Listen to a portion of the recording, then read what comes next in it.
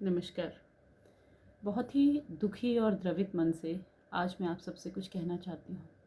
Doctor Simon Hercules, जो एक neurosurgeon थे चेन्नई के, किसी मरीज़ का इलाज करते हुए कोरोना वायरस से संक्रमित होकर उनकी मौत हुई।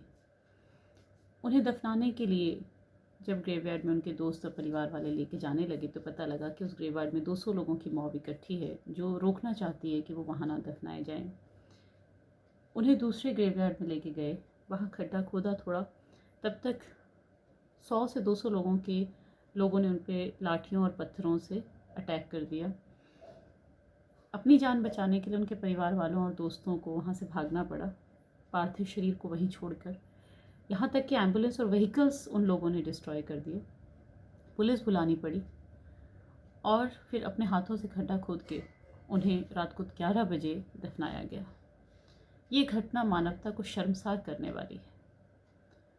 आज अपनी एक कविता के ज़रिए मैं ऐसे लोगों को एड्रेस करना चाहती हूँ, ऐसे जाहिल लोगों को एड्रेस करना चाहती हूँ, जो पहली बात तो ये नहीं समझ रहे, इतना समझाने के बाद, कि ये वायरस किसी को बरी करने से या किसी को जलाने से फैल नहीं रहा है, और दूसरा कि किसी के पार्थिव शरीर पर लाठियाँ और पत्थर बरसाने से पहले उन्होंने एक पल भी नहीं सोचा।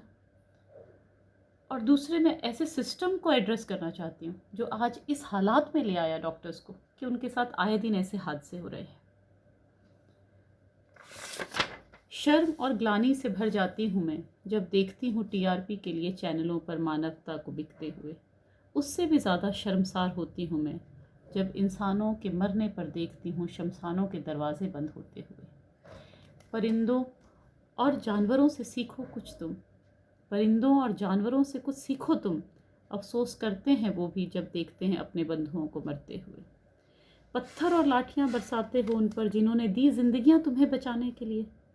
जो किसी का दोस्त, किसी का बेटा, किसी का पति था, तुमने दफन न होने दिया वो डॉक्टर। दफन हो गई इंसानियत तुम्हें बचाने के लिए। इतनी भारी पड़ेगी जहालत, कभी सोचा न होगा हुक्मरानों तुमने। अब मैं एड्रेस कर रही हूँ पॉलिटिशियंस और ब्यूरोक्रेट्स को। इतनी भारी पड़ेगी जहालत, कभी सोचा ना होगा हुक्मरानों तुमने, कि आज जिस जहाज़ पर हिंदुस्तान सवार है, सुराख हो गया है, पानी भर रहा है, जहाज़ डूब रहा है, और सुराख मरम्मत करने वालों को हिंदुस्तान पीट रहा है।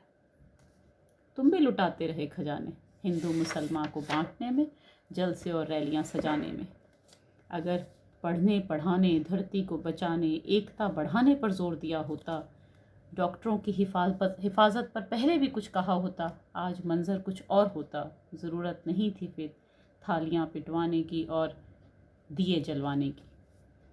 कभी कंज्यूमर कोर्ट, कभी एस्टैब्लिशमेंट एक्ट, काली कमाई से बने प्राइवेट कॉलेज हैं तुम्हारे ही, तभी हैं आसमान छूती फीसें इनकी।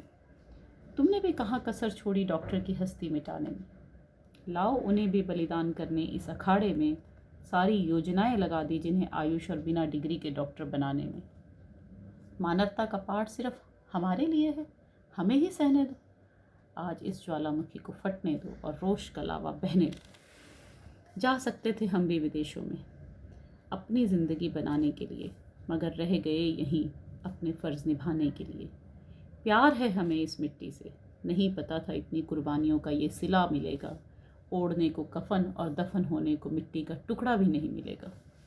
ठीक करते हैं आईआईटी और आईआईएम वाले, जो ऐश से जीते हैं विदेश जाकर। उनकी उपलब्धियों पर फिर हम फ़क्र करते हैं कि देखो ये हिंदुस्तानी है। और हम देश प्रेमियों का क्या, गंदे सड़े हालात में खुद मर कर भी दूसरों का इलाज करते हैं। जान जाए बीमारी से तो डॉक्टर की लापरवाही है, भेजो जेल इन्हें या करो कैंसल रजिस्ट्रेशन इनका। ये करेंगे वो जो 10 जमात भी नहीं पढ़े।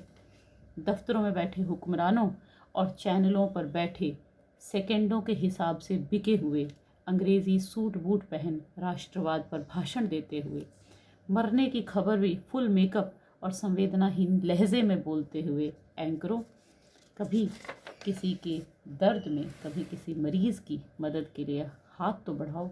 कोई मर जाए तो बजाय इंटरव्यू के अर्थी को कांधा तो लगाओ। थोड़ी सी मानवता तो तुम भी दिखाओ। बिना बंदूकों के कोई जंग लड़कर तो दिखाओ। बहुत आसान है डॉक्टरों को चोर और लुटेरे कहने वाले। इस देश के लिए कुछ तो तुम भी करके दिखाओ। जय हिंद, जय भारत।